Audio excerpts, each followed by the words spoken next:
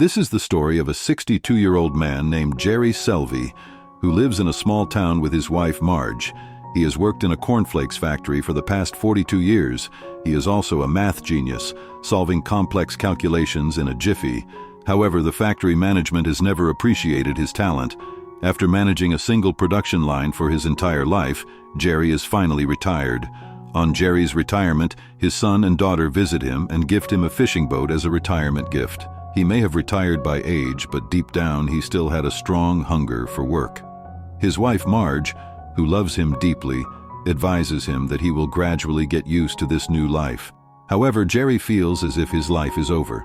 One day he goes to his accountant, Steve, who tells him that his retirement money is only earning a 2% return in the bank.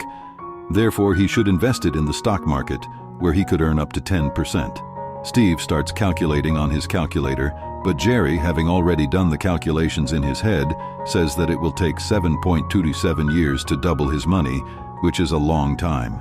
He calls the stock market a gamble and refuses to invest in it, as he doesn't want to risk his retirement money by investing in a place where there is no guaranteed return. Now, even after a month, Jerry is at a loss as to what he should do. He's from a very small town with no major businesses, so giving up, he takes the boat out fishing. Instead of catching any fish, the boat's motor breaks, forcing him to leave. He begins to vent all his life's frustrations onto the boat. To calm his nerves, he goes to a store and drinks coffee.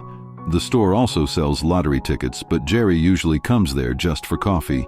But today, his attention is drawn to the store owner, who is explaining to a customer about the roll-down process of a lottery called windfall. He explains that when $2 million worth of tickets are sold and no one hits the jackpot, meaning no one matches 6 of the 6 numbers, the company uses a roll-down to distribute the $2 million prize money. During the roll-down, players who match 5, 4, or 3 of the 6 numbers also receive a substantial prize. Listening to the store owner's words, Jerry's math nerd begins to carefully study the rules and winning odds in the windfall lottery brochure. After reading, he performs a lengthy calculation and is astonished by the results. The accountant goes to Steve and says, "I'm going to invest my money in this lottery." Steve is surprised to hear this. The man who yesterday thought even the stock market was a gamble is now talking about playing the lottery. However, Jerry tells him that there's a loophole in the windfall lottery system that probably no one has noticed until now. By exploiting this loophole, we can win a lot of money without any risk. Steve still doesn't understand, so Jerry explains the entire calculation. He explains that in the windfall lottery, the chance of matching 3 out of 6 numbers is 1 in 54, while the chance of matching 4 numbers is only 1 in 1,500. Therefore, if we buy lottery tickets worth $2,000 all at once, there's a good chance that at least one ticket matching 4 numbers will win us $1,000 during the rollover. Of these, there will be approximately 36 tickets matching 3 numbers, each with a 50% chance. According to the dollar, the price is $1,800. In this way, by investing $2,000 and getting a return of $1,000 plus $1,800, i.e. $2,800, we will have a profit of $800. But even after such a thorough explanation, Steve does not understand anything, and he says, "How can this be possible? Because if it were so easy, then who would call it a lottery?" On this, Jerry tells him that "I don't know who made you an accountant." Saying this, he goes straight to his bank and withdraws the entire $2,000 from his account. In excitement, he tells the cashier that he will deposit 20% extra in 2 days. Now the next morning, after getting ready early, he goes to a store in another town nearby to buy a lottery ticket, because the people of his town respected him a lot. He was afraid that if anyone in the town came to know about his lottery purchase, he might get defamed. Now at this store in another town, he shows a bundle of $2,000 to the lady standing there and says that he wants 2,000 windfall tickets. On hearing about 2,000 tickets, the lady first looks at Jerry with surprised eyes, but then she takes the bundle of notes from him and starts printing tickets from the ticket printing machine. After this, coming home, Jerry switches on the lottery channel on TV and notes down the winning number. Now he had to check 2,000 lottery tickets one by one, but by then his wife, Marge, had returned with some household items. To prevent her from finding out about his lottery purchase, he went to a store and checked all the tickets. After calculating the winnings, he found that despite buying $2,000 worth of lottery tickets, he had only won $1,728 in prize money, meaning he still lost $372. This made Jerry distraught, and he couldn't understand how his calculations went wrong. In the evening, his family and friends came to visit him, but Jerry was still lost in his thoughts. Marge noticed this, and after the guests left, she finally asked him, "Tell me, what's the matter?" Jerry didn't tell her about the lottery, but he did say, "Despite everything, nothing happened as he had hoped, and I missed my chance," Marge felt. He's talking about his retirement, so she explains that just because something isn't going his way now doesn't mean it won't happen in the future. She says, "You have to accept that if there's good luck in life, there's also bad luck." Hearing this, Jerry laughs thoughtfully and thanks her, then goes inside. He realized that, like everyone else, he's been relying on luck all this time. The next day, he goes back to the bank and shows the cashier a coin, saying, "If we flip this coin 1,000 times, there's a chance it'll land on heads or tails at 60%, but if we flip the same coin 5,000 times, the chances drop to around 50%, significantly reducing the risk." He says, if we want to eliminate the luck factor from calculations, we need to teach sample size. The cashier doesn't understand what he's talking about, but Jerry is still trying to explain his entire life. He withdraws $8,000 from his retirement account and buys 8,000 windfall tickets for the next month's roll down. After the winning number is declared, he goes to the same store in his town to check all the tickets. This time, it takes him a long time to check all the 8,000 tickets one by one, but he is astonished by the results. By purchasing $8,000 worth of lottery tickets, he made a net profit of $15,700, which he hadn't even imagined. He returns home and hides the money in a popcorn box in the storeroom, fearing that his wife Marge would be angry if she found out about his lottery win. However, when Marge asks him about an empty box in the storeroom, Jerry realizes he's been caught. He tells Marge the truth. He took advantage of a loophole in the windfall lottery. He wins a whopping $15,000. He also says that this was his last time, and he won't bet any more on the lottery. Marge is shocked to hear about the $15,000 win, saying, "It was my dream to have a lot of money after retirement so we could enjoy our lives. We've spent our entire lives building our children's careers, but now it's time to do something for ourselves." Marge agrees to join Jerry in the lottery, and his fears are allayed. The next time he goes with her to buy lottery tickets at a store in their own town, he finds that the windfall lottery ticket machine isn't there anymore. Instead, he finds a different machine. Upon asking, the store owner tells him that the company has stopped selling lottery tickets in Michigan, so anyone who wants to buy a ticket will have to travel 10 hours to another state. This comes as a shock, but Marge is willing to travel any distance to buy a ticket. When she tells Steve about her $15,000 win, he tells her to put $1,000 in the winnings next time. The next day, they both set out in their mini-truck, fully prepared, to buy the lottery ticket. They travel 10 hours to a store in another state. Jerry shows the store owner the money and says, "We need $16,000 worth of winning tickets." The store owner simply stares at them, but then tells them that printing so many tickets will take at least 8 hours, and that he can't do just that for that long. Therefore, they'll have to operate the machine for 8 hours. Jerry and Marge immediately agree, buy the tickets, and stay overnight in a motel room. They watch the winning numbers on TV in the motel room, and then they start checking each ticket one by one. By morning, they've checked all the tickets and made the final calculations. After this, Jerry says that after withdrawing his $16,000, we have made a profit of more than $21,000. Now in the morning, Jerry brings his lottery winning check and tells Marge that I was thinking that after seeing so many winning tickets, she might refuse to give us our prize money, but Marge says that we have not done anything against the rules, so what problem can she have with this? But now she says, "Are we the only ones who know about this loophole?" Hearing this, Jerry gets into thinking, and now a student named Tyler is shown inside Harvard University. Like Jerry, who's been focusing more on the lottery than his studies these days, he too discovers this loophole in the windfall lottery. He gathers his college friends and tells them that by exploiting this loophole, they can win more money than they could even earn by working after graduation. But to take advantage of this loophole, we'll have to buy a lot of tickets, so we should use any excuse to ask our parents for as much money as possible. Meanwhile, Jerry and Marge are about to reach their town when something strikes a nerve. Marge stops the car and tells Jerry that when you first came to this town for a job, you wanted to help the people here. At that time, such circumstances weren't present, but today we have an opportunity to do something for the people here. Jerry understands what she's trying to say. If buying more tickets increases the chances of winning, why not get the townspeople to invest their money too? He smiles and agrees. Now, with Steve's help, he registers his own corporation. He tells the townspeople that anyone who invests in this corporation will receive a corresponding share of the lottery winnings. The townspeople had complete faith in Jerry's honesty, so they all agreed to invest with him. Some people who lacked money arranged for the money by selling their belongings.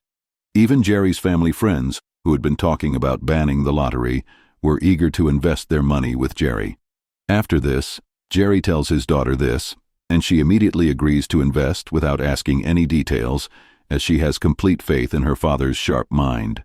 However, his son refuses, saying that boys rarely trust their fathers. They always consider their fathers to be old men with old ideas. Now, for the next month's roll-down game, Jerry and Marge travel 10 hours to the same store in another state and tell him that this time they will invest the full 40,000 rupees. They'll print dollar tickets, but the store owner, Bill, says that printing so many tickets will take both daytime and nighttime.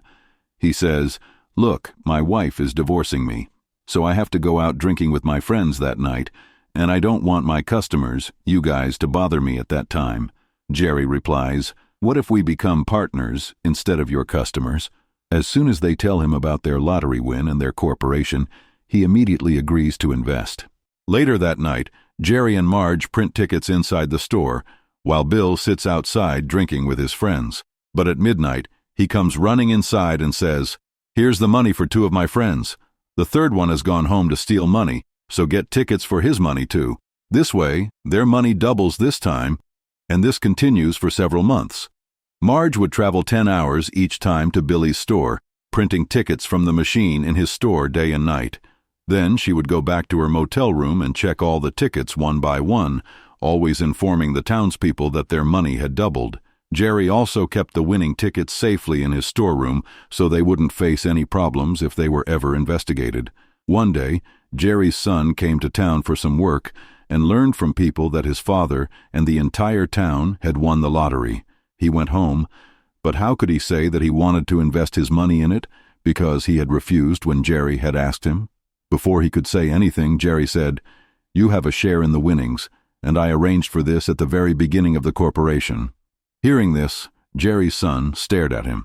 During the shareholder meeting, Jerry told him that this time they would buy more than 300,000 tickets. Steve asked Jerry, "How do you know that every time you buy tickets, you have already made arrangements for it? You buy lottery tickets for double the money, which take days to print and check. So why don't you buy tickets for less money?" Jerry says that's a good thing because I have a job to do. Anyway, the company will one day find out that there's a loophole in their system, and they'll probably change their rules. So, when we have money, the smart thing is to win as much money as possible before the company finds out. Jerry, along with Billy, had arranged for this. The Windfall Company had refused to install a second machine at the same location, so Billy included one of his friends in the scheme and got a second machine installed at his store, so now Jerry and Marge would print tickets from different machines. But now it is shown that last month, a news editor had assigned his reporter the task of bringing some good news about the lottery. So, the reporter gets a report from her secret source in a government office and tells her editor that in Michigan, a man named Jerry is a retired factory worker who travels 10 hours from Michigan every month, and every month, Windfall wins a hefty prize in the lottery. The editor becomes suspicious of Jerry's consistent monthly winnings and asks his reporter to investigate further. Meanwhile, at Harvard University, Tyler, along with another college student, wins a $50,000 lottery prize on his first try. One student says that if he wants to win more money, he'll need to use the money he won next time to buy lottery tickets and also arrange for as much money as possible. But then, a friend sitting with a laptop tells him that another group knows about this loophole and has already won much more money than him. Tyler asks how he found out, since Windfall doesn't share such information. His friend replies that he hacked the lottery website and obtained the sales reports from all the stores, finding out that people buy tickets from only 2 stores. Tyler says that so many tickets are printed from just 2 machines. It would have taken them a whole week to do it, which means they must still be there right now. Meanwhile, Jerry and Marge are celebrating their wedding anniversary at Billy's store, dancing to a romantic song from their time. When Tyler and his friend walk in, they start laughing. Jerry doesn't like Tyler coming and laughing at them in the middle of their anniversary, and he tells him to leave immediately. But Tyler makes them an offer, saying, "It's not right to work so hard in old age, so invest all your money in our group so you can get your share from the comfort of your home. I have an army of students who can easily do everything from printing tickets to checking them in a very short time." Tyler didn't know that Jerry wasn't doing it just for the money. For him, it was a job he enjoyed, so he rejects the offer. The arrogant Tyler angrily leaves. Meanwhile, the news reporter, Vin Fall, stops the lottery head on the way and asks him if he knows that a man from Michigan is winning a hefty prize every month. The lottery head replies, "We donate a lot of money to schools and orphanages, and the news reporters never write about that. But when a retired factory worker wins some money, the news reporters immediately want to hound him." Meanwhile, store owner Billy is getting a divorce from his wife. Billy has given his house and everything to his wife, leaving only the money invested in Jerry's corporation in his name. This initially makes his greedy wife very happy, but she's surprised to see Billy happier than her.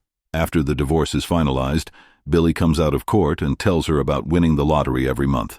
She stares angrily at him, and Billy teases him and walks away. Furthermore, thanks to Jerry, a poor tractor owner is about to open his own ice cream shop. Steve has bought a new sports car, and Jerry has. The town store owner has opened a fuel pump next to his store. But one morning, Jerry goes to the store for coffee and finds Tyler waiting for him.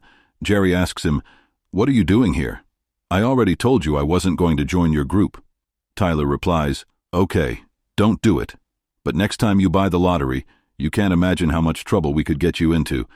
He says, "Remember, we're Harvard students. If we can hack the lottery website and reach you, imagine how we can extract your and your friend's account and credit card details and use them against you." Tyler threatens Jerry and leaves, but this time Jerry falls for his threats. He calls all the town's investors and tells them that due to some changes to the win for lottery, they can no longer buy the lottery. He leaves the meeting, but the store owner reveals the truth to Jerry's son. He had also overheard Jerry and Tyler's conversation. Jerry's son comes out and tells him, "Since childhood, I've seen everyone ignore you and your talent, and no one believed you could achieve anything. Now that you've proven yourself and made the people of this small town feel like you're great, you can't give up just because you're afraid of a few college students." Saying this, he leaves, leaving Jerry emotionally stunned. Tyler sends his friends to buy tickets in every corner of town, feeling like he's the only player left in this game. Meanwhile, Marge tells Jerry, "I've never seen you give up like this without finding a solution." She says, "As long as we're together, we can't be afraid of anyone." She says, "Let's go buy a lottery ticket, and we'll see what happens." Jerry laughs at this, and they both go back to Kat's store to buy a lottery ticket. When Tyler's friend tells him that his threat had no effect on Jerry, he begins to scream in rage, because according to his calculations, if 2 groups play together in the same game, the prize money won't be as much as the amount that could be won by a single group. His friend even says, "If he's playing, let him play. We can't do anything about it." But Tyler, as if he's considered Jerry his enemy, devises a new plan to eliminate him. He tells his friend that the Windfall Company rolls over when its $2 million worth of tickets are sold, which usually happens in the last week of the month. Jerry buys all the lottery tickets just before that, or mostly in the last week. "We've hacked the Windfall lottery website, so we can see how many tickets have been sold at what time. So, when around $1 million worth of tickets have been sold, we'll buy the remaining $1 million worth of tickets immediately afterward, preventing the rollover from happening. It will happen, and Jerry won't get a chance to buy a ticket." His friend asks, "Is $1 million a cakewalk? Where will he get so much money?" Tyler meets with some of his father's wealthy business friends and a corporate lawyer and explains the entire win for lottery plan to them. They find Tyler's plan to earn so much money in a short time sound and agree to invest. After this, Tyler sends all his friends to different locations to print tickets. But in his attempt to prove himself more talented than Jerry, he took such a huge risk that for the first time, he was afraid that if someone hit the jackpot and the roll didn't roll down, the investor wouldn't leave him alive. Meanwhile, Billy, flustered, goes to Jerry's motel room and tells him that this time the roll down happened in the second week itself. Jerry understands that Tyler and his friends must have bought all the tickets and forced the roll down in advance, knowing they had won the lottery. The website has been hacked, and they know exactly how many lottery tickets were sold at any given time. He immediately rushes to Harvard University, where Tyler, upon seeing him, starts mocking him in front of his friends, saying, "You couldn't even buy a ticket, and we're already winners." Jerry doesn't mind his joke, as he was there for a different trick. He says, "I'm a retired old man, with nothing to do. Maybe that's why I buy lottery tickets. But these students at such a prestigious university in the country, you might give them some money from the lottery now. But they have their whole lives ahead of them. How will you help them in the future? Only their education will be able to help them. Right now, because of you, they might not even be able to pursue their studies properly." Jerry's words make all the students present there bow their heads, and he leaves. Meanwhile, while chatting with Steve and Kat, Jerry gets an idea. He, along with Marge, manages to meet the head of the windfall lottery and tell him that some students at Harvard University are trying to find a solution. Together they hack the lottery website and force the game to roll down according to their own wishes. Therefore, we want all this data to be made public on the website so that everyone has an equal chance of winning. The lottery manager agrees. After this, when Tyler learns that anyone can now track the win for the lottery, he is distraught. However, he is still determined to beat Jerry, so he decides to play the lottery as before. However, the next time, no one comes to him when he buys the lottery. All the students have now decided that they will never deviate from the work their parents sent them to do. That is, they will give up the lottery and focus only on their studies. Tyler is distraught by this, but he now realizes that he will never be able to defeat Jerry. On the other hand, this reporter gets all the details of Jerry and Tyler's lottery wins, including when and how much money they won. One day she arrives at Jerry's house, but here, when she comes to know that Jerry did this not only for himself, but also helped his entire town, she comes back and tells this to her editor. But the editor is adamant about publishing this news, and in the next day's newspaper, the news of Jerry and Tyler is on the front page of the newspaper, due to which now the lottery people also come into action, and when Jerry and Marge go to buy the ticket, Billy shows them the newspaper and tells them that the lottery people have canceled the licenses of all those stores from where Jerry and Tyler used to buy the tickets. On the other hand, Tyler's father also comes to the college and shows that news to Tyler and tells him that you have studied enough. Now pack your things and leave for home immediately. Now at home, Marge and her daughter are watching the news, in which it is told that the company will introduce a new system by closing the old system of the windfall lottery, and tonight's roll down will be the last roll down. Marge, looking at Jerry sitting outside the garden, says that for Jerry, this wasn't just a game to make money, but a way to connect with his people through his talent. Jerry is sitting quietly outside because he has no work left to do. Just then, Steve arrives in his sports car to pick him up and tells him that all the shareholders are waiting for him. Jerry goes with him, repeatedly telling him that no one needs to be worried because they did everything within the law. However, when he gets there, he finds that they have arranged a grand party for him. As soon as they see Jerry, they stand up and start clapping, which makes him emotional. Because of the news in the newspaper, Jerry and Marge hadn't bought any lottery tickets this time. However, Jerry's son tells him that they've canceled Billy's license, so what? They've bought a whole tractor load of tickets from various stores across the state. Seeing this, Jerry and Marge are overjoyed because they have one last chance. This time they had the opportunity to check the tickets. They all thoroughly enjoy the grand party, after which Jerry and Marge run towards the ticket tractor, and the movie ends. The movie ends with some real-life footage of Jerry and Marge, as it's based on a true story. Let us know in the comments how you liked the movie and how much money you would have printed if you were in Jerry's shoes.